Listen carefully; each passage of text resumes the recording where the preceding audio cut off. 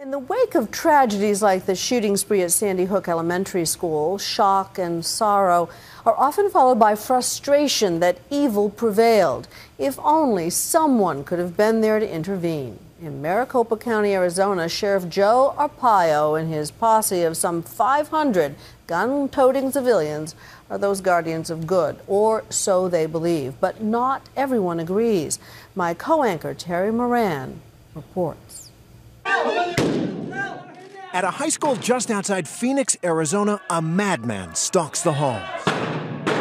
It's just a training exercise, but this is every parent's worst nightmare. Get on the ground, going up! Face down, get on the ground! These men are learning how to fight the next school shooter. You can't wait that long.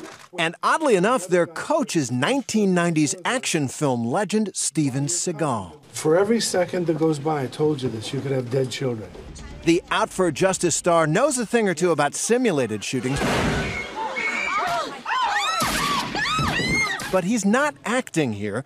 He's a full-fledged member of Maricopa County's official posse, under the leadership of Sheriff Joe Arpaio. We'll be training, trying to neutralize domestic terrorists without firearms and with firearms.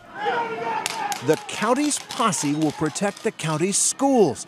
It's the latest high-profile gambit from the man they call Sheriff Joe. If we have to take action, we will take action if there's some type of catastrophe that's going to happen. And the stakes are higher than ever. Sandy Hook School. Caller's indicating she thinks there's someone shooting in the building. 5 minutes is all it took for the horror to unfold in Newtown, Connecticut. So now the great debate is joined. How can we protect our children? This week, the National Rifle Association offered at least one answer: arm teachers. That is an appropriate resource that a school should be able to utilize. But back in Arizona, Sheriff Joe has decided to take matters into his own hands.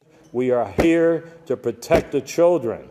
That's the main mission. They came across the border. They are criminals. If you haven't heard of Sheriff Joe Arpaio, well, that's almost hard to believe. I'm running again for sheriff for my 6th four-year term. Since he was elected sheriff back in 1992, Arpaio's been a publicity machine on immigration, prisoners' rights, gun control, you name it.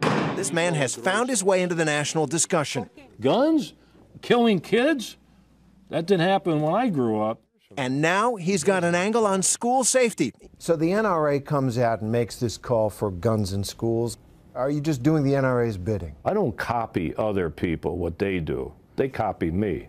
Arpaio's idea: armed citizens enlisted into his 3,000-member sheriff's posse patrolling near schools in the mostly rural, unincorporated towns of Maricopa County. A lot of people around the country hear the word posse, and they think an undisciplined gang of guys without proper supervision endangering the community rather than protecting it. Maybe they're watching too many old cowboy movies, but the concept is the same.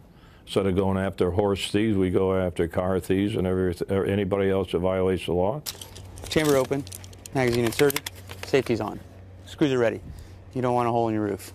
Mike Garstad is one of Sheriff Joe's possemen, one of 500 he's certified to carry a weapon. It's not glamorous. This is pretty much as it goes all day long. It's pretty random and sometimes it's pretty monotonous. 38 years old, father of 3, Mike works as a radar technician out at the airport. Like every other member of Arpaio's posse, he's a volunteer. It's like a hobby. So, you know, some people take up pottery, some people take up poker playing. I choose to do this.